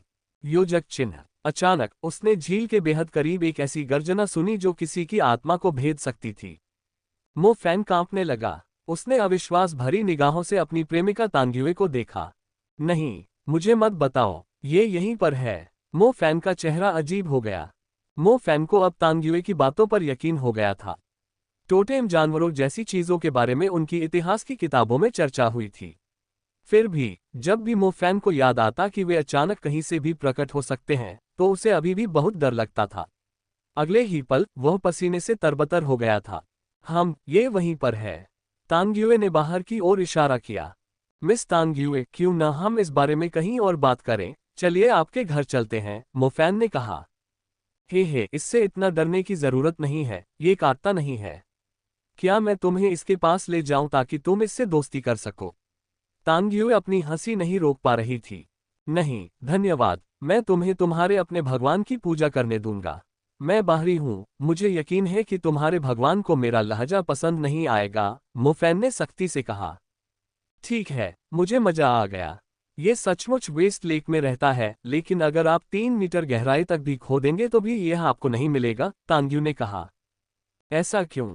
ये 3 कुंडों की मुहर में सुप्त अवस्था में था, लेकिन शायद उसी समय जब काला वेटिकन आपको परेशान करने के लिए शंघाई गया था, 3 कुंडों की मुहर अस्थिर हो गई, जिससे ये होंगझोउया झील में अपनी इच्छा से प्रकट हो गया। तांग्युए मोफैन को एक ऐसी जगह ले गई जहां से वे 3 कुंडों को देख सकते थे। एक नज़र में ही मोफैन को पानी की सतह पर कड़ाही जैसी दिखने वाली 3 पत्थर की मूर्तियां दिखाई दी। संभवतः वे पानी के नीचे मौजूद बेहद लंबी बीमों के सहारे टिकी हुई थीं। उन्हें एक विशेष त्रिकोणीय आकार में समान दूरी पर रखा गया था। कड़ाही के अंदर एक छोटी सी लौ सुलग रही थी, जो पानी की सतह पर प्रतिबिंब के रूप में दिखाई दे रही थी। इसकी आंखें आतंक से भरी हैं, जो अपने से कमजोर प्राणियों में भय का बीज बो देती हैं। ये बीज आत्मा में गहराई तक पनपता है और शिकार को पता भी नहीं चलता कि यह एक विशाल वृक्ष बन गया है। जब शिकार दोबारा सांप को देखता है तो वह भय से व्याकुल होकर अचेतन रूप से घुटनों के बल गिर जाता है। शिकार में इसका विरोध करने का साहस नहीं बचता, तांग्युए ने उसे अपनी स्थिति समझाई। मुझे भी ऐसा ही लगता है। केवल मिस तांग्युए जैसी महिला ही मुझे सोने से रोक सकती है। कोई और राक्षसी जानवर ऐसा नहीं कर पाएगा, मोफैन ने आराम का दिखावा करते हुए हल्के से हंसते हुए कहा। बड़ी बड़ी बातें करने की आदत। तांग्युए ने मोफैन पर अपनी आंखें घुमाई। तांग्युए ने मोफान को भय पर काबू पाने का तरीका सिखाया था। ये काफी सरल था। ध्यान करते समय जब भी सांप का चेहरा दिखाई दे, उसे बिना अपनी दृष्टि हटाए उसे घूरते रहना था। एक बार भय पर काबू पा लेने से भय का बीज फिर कभी नहीं पनपेगा। अन्यथा वह हमेशा के लिए इस दुष्वप्न में फंसा रहेगा और अपनी आंतरिक शांति खो देगा। मोफैन ने कोशिश शुरू कर दी। तांग्युए के स्पष्टीकरण से तो ये काफी आसान लग रहा था, लेकिन असल में ऐसा नहीं था। हालांकि वह सिर्फ अपने आध्यात्मिक जगत के डर का सामना कर रहा था, फिर भी वह पसीने से तरबतर हो गया था। हालांकि इसका असर तुरंत हुआ। डर जल्द ही गायब हो गया, ठीक वैसे ही जैसे पसीना हवा में उड़ जाता है। जैसे ही डर गायब हुआ, मोफैन को लगा कि अब उसे तथाकथित भगवान के दर्शन करने जाना चाहिए। फिर उसने दोबारा सोचा और जोखिम न लेने का फैसला किया। शायद सचमुच उसे बाहरी लोग पसंद नहीं थे। अगर इससे उसकी आत्मा में कोई आध्यात्मिक धुंध छा गई तो उसके लिए बहुत बड़ी विपत्ति होगी। मैंने सोचा था कि मैं आपसे पता लगा सकूंगी कि यह शहर में क्यों दिखाई दिया, ताकि हम कुछ एहतियात बरत सकें। लेकिन पता चला कि आप भी हमारी तरह ही असमंजस में हैं, तांग्युए ने टहलते हुए कहा। कृपया, मुझे नहीं लगता कि मैं उस स्तर पर किसी भी तरह की मदद कर सकता हूं, मोफैन ने कहा। क्यों, क्या तुम मेरी मदद नहीं करना चाहती? तांग्युए ने अपनी आंखें झपकाईं। ऐसा नहीं है कि मैं नहीं चाहता। रुको, मैंने कब कहा कि मैं तुम्हारी मदद कर रहा हूं? मोफैन चौंक गया। जब तुम आने के लिए राजी हुई तो मैंने तुम्हें राज बताया, और बदले में तुम मेरी उस समस्या को सुलझाने में मदद करोगी जो मुझे काफी समय से परेशान कर रही है। तांग्युए ने अपनी आंखें चौड़ी कर लीं। उसका चेहरा परिपक्व और आकर्षक था, फिर भी उसने भोलापन दिखाने का नाटक किया। उद्धरण चिन्ह डॉट डॉट डॉट उद्धरण चिन्ह। मोफैन अवाक रह गया। दरअसल उसे ऐसा लग रहा था जैसे उसके साथ धोखा हो रहा हो। ऐसा लग रहा था मानो तांग्युए ने उसे यहाँ बुलाकर और उसे रहस्य बताने का फैसला करके पहले से ही अपनी चाल की योजना बना ली थी। तो फिर बताओ, तुम्हें क्या चाहिए? मोफैन ने व्यंग्यात्मक मुस्कान के साथ पूछा। देवता को हर 10 साल में निर्मोचन की प्रक्रिया से गुजरना पड़ता है और अगला चक्र जल्द ही शुरू होने वाला है। जादू न्यायालय के प्रमुख और हेयू ने मुझे इसकी जिम्मेदारी सौंपी है और कुछ उत्कृष्ट उम्मीदवारों को चुनने के लिए कहा है। निर्मोचन के दौरान देवता अत्यंत कमजोर हो जाते हैं। यही उनकी एकमात्र कमजोरी है, इसलिए उनके स्वाभाविक शत्रु या बुरे विचारों वाले लोग इस अवसर का लाभ उठाकर उन्हें निशाना बनाने की कोशिश करेंगे। निर्मोचन से पहले वे काफी संवेदनशील होते हैं। जरा सा भी खतरा महसूस होने पर वे बेकाबू हो जाते हैं। यही मुख्य कारण है कि वे शहर के केंद्र में प्रकट हुए। सामान्यतः यदि हम मुहर नहीं खोलते तो वे प्रकट नहीं होते, तांग्युए ने कहा। तो इससे क्या मतलब है? मोफैन का कहने का मतलब था, इसमें उसका क्या लेना देना था। सच कहें तो हमें शक है कि हमारे कबीले का कोई व्यक्ति दुश्मनों के साथ मिलीभगत कर रहा है। इसलिए चाहे हम कितनी भी गोपनीयता बरतें, फिर भी इस बात की संभावना है कि दुश्मन को हमारी योजना का पता चल जाएगा। मैंने जादू की अदालत के प्रमुख को प्रस्ताव दिया है कि हम किसी ऐसे बाहरी व्यक्ति की मदद लें जिस पर हम भरोसा कर सके, तांग्युए ने कहा। तो मैं वो बाहरी व्यक्ति हूं जिस पर तुम भरोसा कर सकते हो। मो फैन ने खाली चेहरे से अपनी नाक की ओर इशारा किया। उसने तांग्यू को फोन करने की जरूरत ही क्यों समझी? अगर नहीं किया होता तो आज इस मुसीबत में नहीं होता। तांग्युए ने एक मनमोहक मुस्कान बिखेरी। उसकी आकर्षक आंखें सीधे मो फैन को घूर रही थीं। मुझे तो बस ये सोचकर सिरदर्द हो रहा था कि आपके स्वेच्छा से आगे आने पर क्या करूं। मुझे आपको अपने साथ शामिल करने में बहुत खुशी होगी। मो फैन को ऐसा लगा जैसे तांग्युए का वर्तमान रूप एक मोहक सांप की तरह उस पर फुफकार रहा हो, मानो वह उसे किसी भी समय जिंदा निगल जाएगी। मुझे तुम पर भरोसा है, इसीलिए मैं तुम्हें ये राज बताने को तैयार हूं। इसके अलावा तुम हम में से नहीं हो, न ही किसी संगठन से जुड़े हो। तुम्हारा पिछला रिकॉर्ड भी साफ सुथरा है। इतना ही नहीं, तुम समझदार भी हो और हालात के हिसाब से तुरंत प्रतिक्रिया देना जानते हो। मुझे पूरा यकीन है कि तुम अपने शिक्षक के लिए बहुत मददगार साबित होगे। तांग्युए इतनी खुश थी कि उसका मन किया कि मो फैन के गालों पर चुंबन कर दे। वह काफी समय से इस मामले से परेशान थी। हर 10 साल में होने वाला निर्मोचन एक प्रकार का चूर्णन अत्यंत महत्वपूर्ण था। अन्य लोग शायद सोचते हो कि देवता का अस्तित्व मानव जाति के लिए एक बड़ा खतरा हो सकता है, लेकिन संरक्षक की भूमिका निभाने और इतने वर्षों तक देवता के साथ अच्छे संबंध बनाए रखने के बाद तांग्युए को किसी और से अधिक विश्वास था कि वह वास्तव में एक ऐसा संरक्षक था जो शहर की परवाह उसमें रहने वाले मनुष्यों से कहीं अधिक करता था। मनुष्य ने नगर का निर्माण किया, नगर ने देवता का पालन पोषण किया और देवता ने मनुष्यों की रक्षा की, जबकि मनुष्य देवता की पूजा करते थे। यदि मनुष्य भी उसी प्रकार देवता से संवाद कर पाते तो उन्हें पता चलता कि देवता कितने कोमल और दयालु थे। तांग्युए जनजाति के उन गिने चुने लोगों में से एक थी जो देवता से संवाद कर सकती थी। ये जानते हुए कि देवता अपने निर्मोचन के दौरान काफी उग्र स्वभाव के होंगे और शक्तिशाली मनुष्यों या जीवित प्राणियों के प्रति अत्यंत शत्रुतापूर्ण होंगे, जादू न्यायालय के प्रमुख और हेयू ने उसे यह महत्वपूर्ण कार्य सौंपने का निर्णय लिया था। उस जनजाति में कई विशेषज्ञ थे, लेकिन उनमें से किसी को भी रोजाना देवता के साथ संवाद करने का अवसर नहीं मिला था। इसके अलावा चूंकि देवता अपने निर्मोचन के दौरान काफी उग्र स्वभाव के थे, इसलिए विशेषज्ञों को उनके पास न आने देना ही बेहतर था। वह निश्चित रूप से इस काम के लिए सबसे उपयुक्त उम्मीदवार थीं। यह एक कठिन कार्य था, और फिर भी उन्हें विश्वसनीय सूत्रों से पता चला था कि उनके कबीले में एक गद्दार है।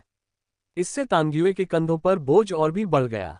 संयोगवश मो फैन ने उसे ढूंढ लिया था। देवता के निर्मोचन के दौरान उसे कहाँ रखा जाएगा, इस बारे में जानकारी लीक होने से बचाने के लिए मो फैन ही सुरक्षा का जिम्मा सौंपने के लिए सबसे उपयुक्त व्यक्ति था। इसलिए तांग्युए ने मो फैन का फोन आते ही उसे सारा राज बता दिया था। दूसरे शब्दों में कहें तो वह उसे अपने साथ शामिल करने की कोशिश कर रही थी। जिन लोगों पर वह भरोसा कर सकती थी, उनमें मो फैन निश्चित रूप से एक था। यह मत भूलो, तुम पर अभी भी मेरा एक एहसान बाकी है, तांग्युए ने आंखें सिकुड़ते हुए कहा। मैंने तुम्हारी जान बचाई। तुमने तो मेरा पहले ही फायदा उठा लिया, तांग्युए ने शर्माते हुए कहा। क्या यह एहसान सिर्फ एक स्टारडस्ट मैजिक टूल के बारे में नहीं था? मैं बदले में तुम्हें दो दूंगा। मो फैन भी अब एक अमीर आदमी बन चुका था। वो तो पहले की बात थी, तांग्युए ने झट से कहा। यह आदमी कितना अविश्वसनीय हो सकता है, इसने तो खुद ही वादा किया था। इसी बीच मो फैन मन ही मन कोस रहा था और यह समझने की कोशिश कर रहा था कि वह इस बड़ी मुसीबत में कैसे फंस गया। मुझे इस पर विचार करने दीजिए, मो फैन ने कहा। ठीक है, तांग्युए ने उस पर दबाव नहीं डाला। आखिरकार यह कोई छोटी मोटी बात नहीं थी। अगर तुम तैयार नहीं हो तो मेरी कही हुई बातें भूल जाओ। बेहतर यही होगा कि भगवान के अस्तित्व के बारे में कम ही लोग जाने। जनता उस देवता को स्वीकार नहीं करती थी। वह उनके मन में अत्यधिक भय पैदा करता था। होन्जोऊ की सरकार और प्रवर्तन संघ प्राचीन टोटेम जानवरों की विरासत की रक्षा करने के लिए भले ही इच्छुक हो, लेकिन इसका यह अर्थ नहीं था कि राष्ट्र की सर्वोच्च सत्ता इसकी अनुमति देगी। देवता के हाल ही में शहर में प्रकट होने से ओरिएंटल पल टॉवर और मैजिक पैलेस के लोगों का ध्यान आकर्षित हो चुका था। वे उम्मीद कर रहे थे कि कई जादूगर उनसे मिलने आएंगे और सवाल पूछेंगे। अगर वे देवता को मारने पर अड़े रहे तो निर्मोचन के दौरान उनके बचने की कोई गुंजाइश नहीं होगी। तांग्युए ने अपने होंठ काट लिए। उसकी निगाहें पानी की सतह पर लंबे समय से जल रहे कड़ाहदानों पर टिकी हुई थीं। उसे बस यही उम्मीद थी कि देवता आने वाले संकट से बच सकेंगे। ऐसा लगता है कि तुम इसके बारे में बहुत परवाह करती हो। मो फैन ने तब पूछा जब उसने तानग्युए को गगनचुंबी सांप के लिए प्रार्थना करते देखा। बहुत समय पहले मेरे पिता राक्षसी जानवरों के खिलाफ युद्ध में मारे गए थे। मैं बहुत छोटी उम्र में यहाँ अकेली रहती थी। एक बार मैं थोड़ी सी सैर के लिए लिंगिन पर्वत पर गई और वहां मेरी मुलाकात एक ऐसे जानवर से हुई जिसके नुकीले दांत थे और जो अपने कबीले को छोड़कर भाग गया था। वहां आसपास कोई नहीं था और वह जानवर भूखा था। मुझे लगा कि मैं वहीं मर जाऊंगी, लेकिन बहुत देर बाद जब मैंने अपनी आंखें खोली तो मुझे एहसास हुआ कि वह जानवर डर के मारे भाग रहा था। मैंने मुड़कर पहाड़ से अंधेरे में पश्चिम झील की ओर देखा। जैसे ही चांदनी उस पर पड़ी, एक विशाल सांप की परछाई धुंधली सी दिखाई दी। मैंने उसे पहली बार देखा था। तानग्युए के होंठ हल्के से ऊपर की ओर मुड़े और उसने आगे कहा, वह अविश्वसनीय रूप से विशाल था, लेकिन मुझे डर नहीं लगा। वह ऐसा था जैसे कोई बुजुर्ग मेरे पड़ोस में रहता हो और मुझे बड़ा होते हुए देख रहा हो। जब तक मैं पश्चिम झील पर हूं, वह मेरी रक्षा करेगा। मो फैन ने बीच में दखल नहीं दिया क्योंकि उसने देखा कि तानग्युए एक गंभीर चेहरे के साथ कहानी सुना रही थी। मनुष्यों को घर की आवश्यकता इसलिए होती थी ताकि वे घर के अंदर कदम रखते ही बिना किसी चिंता के बस अपने आप को अभिव्यक्त कर सकें। अधिकांश बच्चे अपने माता पिता और बड़ों की देखरेख में शांतिपूर्वक पले बड़े थे। लेकिन तानग्युए के जीवन में उस विशालकाय सांप ने, जिसने शहर के लोगों में दहशत फैला दी थी, एक महत्वपूर्ण भूमिका निभाई थी। ये वाकई असाधारण था।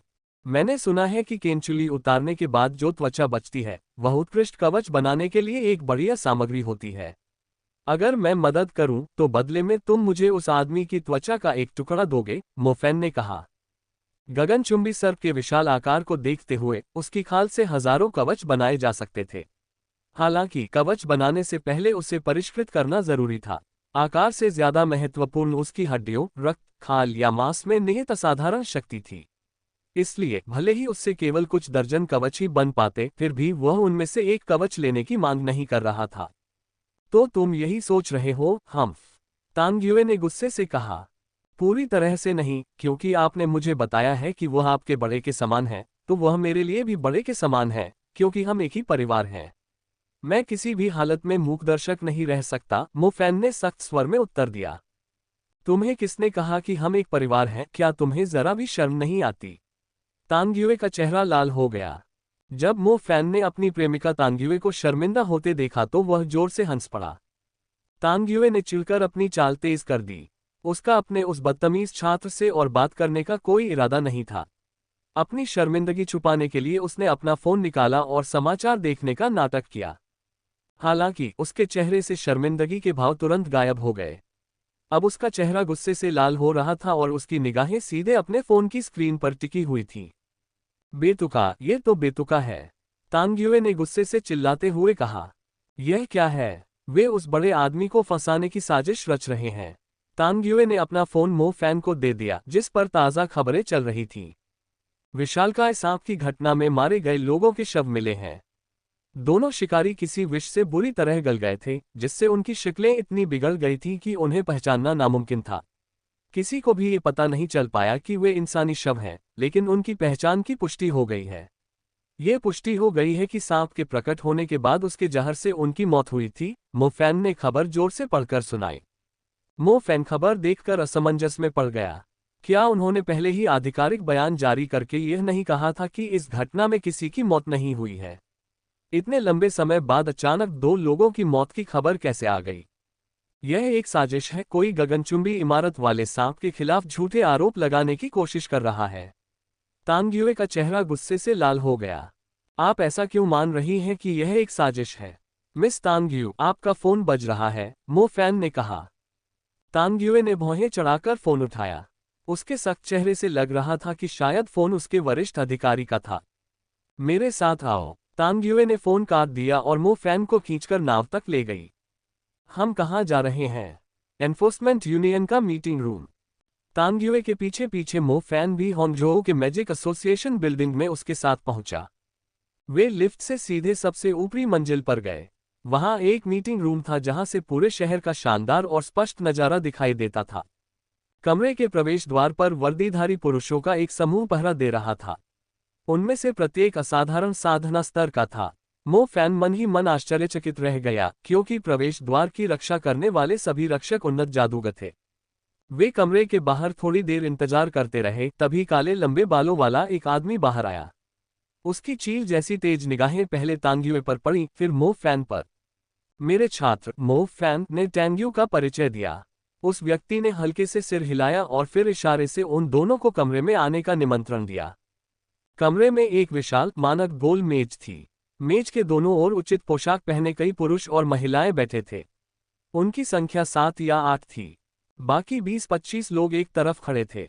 उनके पहनावे से लग रहा था कि वे सभी मैजिक कोर्ट से थे।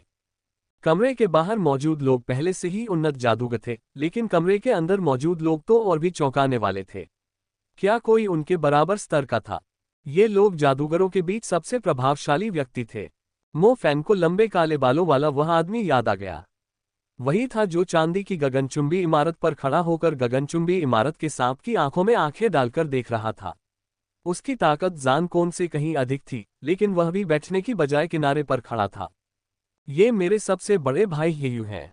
ये जादू के दरबार के उप प्रमुख भी हैं, तांग्युए ने अपने बगल में खड़े मो फैन से कोमल स्वर में कहा। मो फैन ने सिर हिलाया। वह अभी उस आदमी की साधना के स्तर का पता लगाने की कोशिश ही कर रहा था कि तभी घनी दाढ़ी वाले एक अधेड़ उम्र के व्यक्ति ने मेज पर जोर से हाथ पटका और गुस्से में बोला, लोग मर रहे हैं और तुम अभी भी उस जहरीले सांप की रक्षा कर रहे हो। जादू महल ने मुझे यहाँ बातचीत के लिए नहीं भेजा है। मैं यहाँ पश्चिम झील में मौजूद खतरे को खत्म करने और होन्जो में शांति बहाल करने आया हूँ। बेहतर होगा कि तुम उस विशालकाय सांप को हमें सौंप दो। तांग्युए ने बड़बड़ाते हुए उस आदमी को घूर कर देखा। जब मो फैन ने देखा कि उसकी शिक्षिका अपना आपा खोने वाली है, तो उसने फुसफुसाते हुए पूछा, वह कौन है? झू मिंग, प्रवर्तन संघ के एक सेनेटर, तांग्युए ने दांत पीसते हुए कहा। ऐसा लगता है कि वह तुम्हें परेशान कर रहा है, मो फैन ने कहा। तांग्युए ने मो फैन को बिना कोई जानकारी छिपाए पूरी घटनाक्रम बता दी। पता चला कि प्रवर्तन संघ को गगनचुंबी नाग के अस्तित्व की भली भांति जानकारी थी। होन्जो की शासी निकाय ने मौन रूप से टोटेम जनजाति को उत्तराधिकार सौंपने की सहमति दे दी। हालांकि मैजिक पैलेस में झूमेन के नेतृत्व में एक पूरा गुट इसका कड़ा विरोध कर रहा था। मैजिक एसोसिएशन और एनफोर्समेंट यूनियन में झूमेन का गुट छिपे हुए खतरों को खत्म करने का अथक समर्थक था। उनका प्रस्ताव था कि शहरों या मानवता के लिए आपदा ला सकने वाली हर चीज को हर कीमत पर खत्म कर दिया जाए। परिणामस्वरूप झूमेन के गुट ने पश्चिम झील में रहने वाले उस राक्षस को खत्म करने को सर्वोच्च प्राथमिकता दी। वे हमेशा चंद्रमा के प्रतिबिंब वाले 3 कुंडों पर नजर रखते थे और शहर के खतरे को खत्म करने के लिए लगातार उच्च अधिकारियों से अनुरोध करते रहे। स्पष्ट रूप से कहें तो वे उस सांप को शहर के अंदर रहने नहीं देना चाहते थे, क्योंकि कोई नहीं जानता था कि वह कब क्रोधित हो जाएगा और होन्जो शहर पर भारी तबाही मचा देगा। झूमेन के प्रस्ताव को कई सेनेटरों का समर्थन प्राप्त था, इसलिए खतरे को खत्म करने के लिए एक अभियान की योजना बनाई जा रही थी। हालांकि कुछ पुराने सदस्यों ने दृढ़ता से तर्क दिया कि टोटेम बीस्ट प्राचीन काल से ही उनके राष्ट्र की एक महान जादुई विरासत माना जाता रहा है। इसके अलावा स्काईस्क्रैपिंग स्नेक ने अभी तक किसी को नुकसान नहीं पहुंचाया था, इसलिए जब तक होन्जो सरकार निष्कासन का आदेश जारी नहीं करती, तब तक उन्हें स्काईस्क्रैपिंग स्नेक को वेस्ट लेक से भगाने का कोई अधिकार नहीं था। सरल शब्दों में कहें तो ये झूमेन तुम्हारे भगवान का सबसे बड़ा दुश्मन है, मोफैन ने दाढ़ी वाले आदमी की ओर देखते हुए फुसफुसाते हुए जवाब दिया। हम हताहतों के मिलने के ठीक बाद वह सीधे यहाँ आकर हमारे खिलाफ दंडात्मक आरोप लगाने आया है, मानो वह काफी समय से इंतजार कर रहा हो, तांग्युए ने कहा। लेकिन आपको इतना यकीन क्यों है कि गगनचुंबी इमारत वाले सांप को फंसाया जा रहा है? मो फैन उलझन में था। दरअसल मो फैन इस बात से सहमत था कि इतने विशालकाय जानवर को शहर में रहने देना बहुत खतरनाक था। अगर तांग्युए ने उसे अपने कबीले की विरासत के बारे में न बताया होता, तो वह झूमेन के प्रस्ताव की ओर झुक जाता। वो विशालकाय जीव जहरीला है, लेकिन वो इसे यूं ही नहीं फैलाता, न ही वो इसका इस्तेमाल इंसानों के खिलाफ करेगा। अगर वो अपना जहर फैला रहा होता, तो वेस्ट लेक के आसपास एक भी जीव जिंदा नहीं मिलता। 1 हफ्ते पहले हमने किसी को जांच के लिए भेजा था। वो जिस जगह दिखा, वो एक निर्माण क्षेत्र था जहां एक गगनचुंबी इमारत बन रही थी। जब वो दिखा, तब वहां कोई नहीं था। उसके विशाल आकार ने भी वहां किसी को कुचला नहीं, जहर फैलाना तो दूर की बात है, तांग्युए ने गुस्से से कहा। तांग्युए गगनचुंबी सांप से सबसे ज्यादा परिचित था। वह बिना किसी कारण के कभी हत्या नहीं करता था, विशेषकर उन मनुष्यों की जो उसकी पूजा करते थे। एक हफ्ते बाद मिले शवों के लिए गगनचुंबी इमारत वाला सांप निश्चित रूप से जिम्मेदार नहीं था। सबसे महत्वपूर्ण बात यह है कि गगनचुंबी सांप इस दौरान एक तरल पदार्थ उत्सर्जित करता है जो उसकी केंचुली उतारने में मदद करता है, इसलिए इस पूरी अवधि में ये जहरीला नहीं होता। अतः किसी ने उन 2 लाशों वाले विशालकाय सांप को फंसाया होगा जो अचानक कहीं से प्रकट हुई थी। तांग्युए को पूरा विश्वास था। मैं समझ गया, मो फैन ने सिर हिलाया। आकाश विस्तारित सांप केंचुली उतारने के दौरान विषैला नहीं था, लेकिन 2 लोगों की जहर से मौत हो गई थी। मो फैन को नहीं लगता था कि तांग्युए इतनी आसानी से सच साबित होने वाला झूठ गढ़ेगी। पता चला कि वास्तव में कोई जानबूझकर गगनचुंबी इमारत वाले सांप को फंसाने की साजिश रच रहा था। इस बीच लोगों की जानमाल की हानि के कारण जनता का ध्यान खो चुकी यह घटना एक बार फिर चर्चा में आ गई। कई लोगों ने सरकार से स्पष्टीकरण मांगा। कुछ लोगों ने तो सरकार पर सच्चाई छिपाने का आरोप भी लगाया। तो आपको लगता है कि इसके पीछे उसका हाथ है? मो फैन ने झू मेंग नाम के सेनेटर की ओर देखा और फुसफुसाते हुए कहा। ये वही होना चाहिए, तांग्युए ने आत्मविश्वास से कहा। गगनचुंबी इमारत वाला सांप झू मेंग की आंखों में एक बड़ा कांटा था, क्योंकि उसका अस्तित्व ही उसके लिए एक करारा तमाचा था। उसने अपनी प्रतिष्ठा केवल खतरे को खत्म करने की अपनी रणनीति के दम पर ही अर्जित की थी। शांत हो जाए, सेनेटर झू मेंग, मुझे विश्वास है कि आप गगनचुंबी सांप की क्षमताओं से भली भांति परिचित हैं। अगर आप इतने उग्र इरादे से उसे परेशान करेंगे तो स्थिति और भी बदतर हो जाएगी। हमें धीरे धीरे आगे बढ़ना होगा, जादू दरबार के एक बुजुर्ग ने मुस्कुराते हुए कहा। बस करो ये बकवास, इस बार तुम उसके लिए कोई बहाना नहीं बना पाओगे, झू मेंग ने गुस्से से कहा। बहाने बनाओ, हमें ऐसा करने की क्या जरूरत है? काला टोटेम सांप न जाने कितने सालों से इस शहर में रह रहा है। यह उसका निवास स्थान है। मुझे सच में समझ नहीं आता कि उसे भगाने का हमें क्या अधिकार है। टोटेम जानवर की रक्षा करने के पक्ष में खड़े एक बुजुर्ग ने नेक लहजे में कहा। यह तुम्हारा टोटेम है, इसका हमसे कोई लेना देना नहीं है। मुझे बस इस बात की चिंता है कि क्या ये जानवर हमारे लिए खतरा पैदा करेगा, झू मेंग ने कहा। मुझे लगता है कि आपको ब्लैक टोटेम स्नेक द्वारा शांति भंग करने की चिंता नहीं है। आपको बस इस बात की चिंता है कि जब तक वह यहाँ है, आपकी खतरे को खत्म करने की रणनीति पूरी तरह से लागू नहीं हो पाएगी, जिससे आपको और समर्थक नहीं मिल पाएंगे, और इसका मतलब है कि आप कभी भी मैजिक पैलेस के राष्ट्रपति नहीं बन पाएंगे। झू मेंग ने दाढ़ी वाले बुरे आदमी की तरफ देखा और जोर से हंस पड़ी। दाढ़ी वाले बुजुर्ग ने ठंडे लहजे में जवाब दिया। बैठक में मौजूद किसी की भी हिम्मत नहीं थी कि वह प्रवर्तन संघ के इस सेनेटर को नाराज करे, लेकिन लुओ मियान उससे कभी नहीं डरता था। लुओ मियान स्वयं भी एक सेनेटर थे, लेकिन वह कभी भी सत्ता हासिल करने की चाह रखने वाले किसी व्यक्ति के लिए ब्लैक टोटेम स्नेक को बलि का बकरा बनने की अनुमति नहीं देंगे। मैं ये बात साफ कर देना चाहता हूं, सेनेटर लुओ मियान, जिस राक्षस देवता की वे पूजा करते हैं वह मनुष्यों को नुकसान पहुंचा रहा है। अगर आपको लगता है कि मैं जानबूझकर उसे निशाना बना रहा हूं, तो हाल ही में मचे आतंक के बाद जनता को शांत करने की कोशिश करके देखिए। इस शहर के लोगों को दिलासा दीजिए। मुझे यकीन है कि आप सार्वजनिक रूप से यह स्वीकार कर सकते हैं कि आप एक विशालकाय सांप की पूजा कर रहे हैं, और देखिए लोग क्या सोचेंगे, झू मेंग ने कहा। टोटेम बीस्ट की रक्षक तांग्युए का अंततः धैर्य टूट गया और उसने गुस्से में कहा, काला टोटेम सांप कभी किसी को नुकसान नहीं पहुंचाएगा। आप ये कैसे साबित करेंगे कि उन 2 शवों का कसूरवार वही था? ये बदमाश कहां से आ गया? क्या तुम्हें यहां बोलने का अधिकार है? सेनेटर झू मेंग के बगल में खड़े एक महल के गार्ड ने गुस्से से कहा। झू मेंग ने तांग्युए पर एक नजर डाली और तुरंत उसे पहचान लिया। उसने हाथ हिलाकर शाही रक्षकों को पीछे हटने का संकेत दिया। हर बात के साथ सबूत भी होने चाहिए। क्या आपको नहीं लगता कि 2 बेतरतीब लाशों की मौत के लिए ब्लैक टोटेम स्नेक पर आरोप लगाना हास्यास्पद है? तांग्युए ने झल्लाकर कहा। तांग्युए, बस करो, पीछे हटो। जादू दरबार के प्रमुख तांग झोंग खड़े हुए और झू मेंग की ओर देखते हुए बोले, मेरी भतीजी सही कह रही है। आरोप को सबूतों से साबित करना होगा। अगर हमारा टोटेम बीस्ट सचमुच मारना चाहता तो मुझे नहीं लगता कि वह लाशों को वहीं छोड़ देता। घटना के 1 हफ्ते बाद 2 सड़ी हुई लाशें क्यों मिली? या शायद तुम हमें मूर्ख समझकर हमारे टोटेम बीस्ट पर 2 लाशों की मौत का झूठा आरोप लगा रही हो? जी हां, हमें इस मामले की आगे जांच करनी होगी, एक मध्यस्थ ने कहा। जांच पड़ताल करना मेरी विशेषज्ञता नहीं है। मेरा काम हर तरह के खतरे को खत्म करना है। उसका इस व्यस्त शहर में दिखना ही उसे हमारी सर्वोच्च प्राथमिकता बनाने के लिए काफी है। तुम्हारे पास ब्लैक टोटेम स्नैक को सौंपने के लिए 2 दिन का समय है, वरना मैं खुद उससे निपट लूंगा। झू मेंग ने काफी सख्त लहजे में 2 उंगलियां उठाईं। तुम अविश्वसनीय हो। हमारे टोटेम बीस्ट की निंदा करने के लिए अपनी बकवास खतरे को खत्म करने की रणनीति का इस्तेमाल करना बंद करो। दाढ़ी वाले बूढ़े आदमी ने गुस्से से दहाड़ते हुए कहा, मैं एक सेनेटर हूं। मुझे ओरिएंटल पर्ल टॉवर और मैजिक पैलेस द्वारा सर्वोच्च अधिकार प्राप्त है। अब अगर मैं कहता हूं कि वह खतरा है, तो वह खतरा है। झू मेन का अपने टोटेम बीस्ट का बचाव करने वाले जिद्दी लोगों के साथ और समय बर्बाद करने का कोई इरादा नहीं था।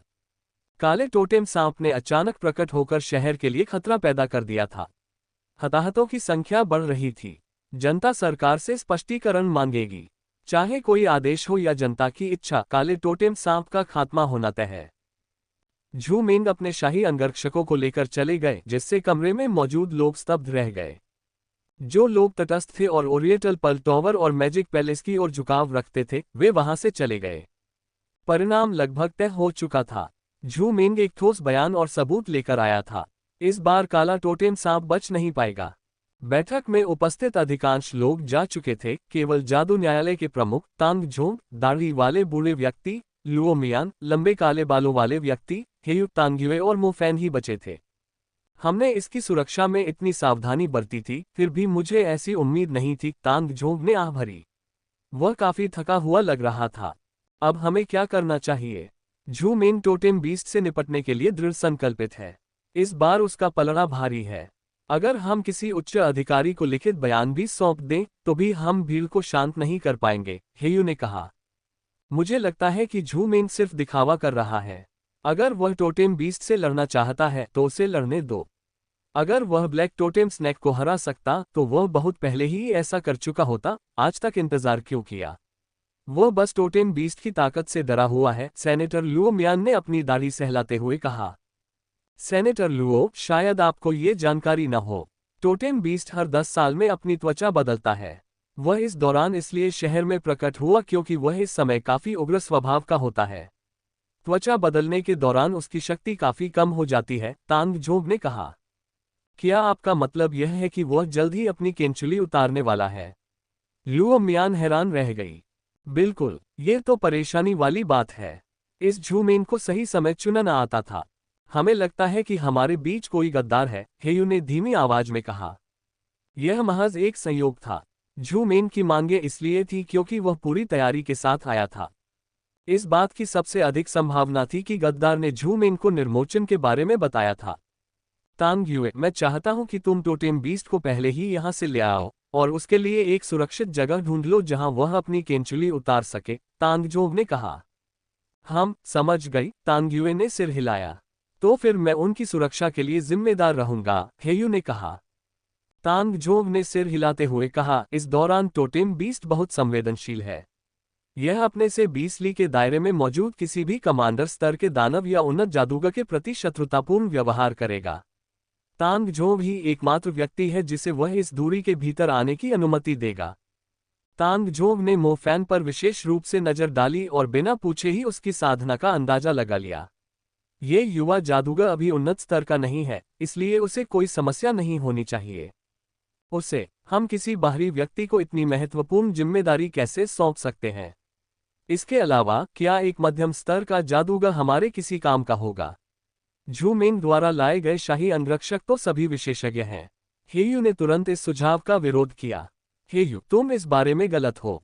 ये युवा जादूगर वास्तव में हमारे लिए बहुत उपयोगी साबित हो सकता है, तांग झोंग ने कहा। मोफैन स्वाभाविक रूप से बातचीत सुनकर पूरी तरह से भ्रमित हो गया था।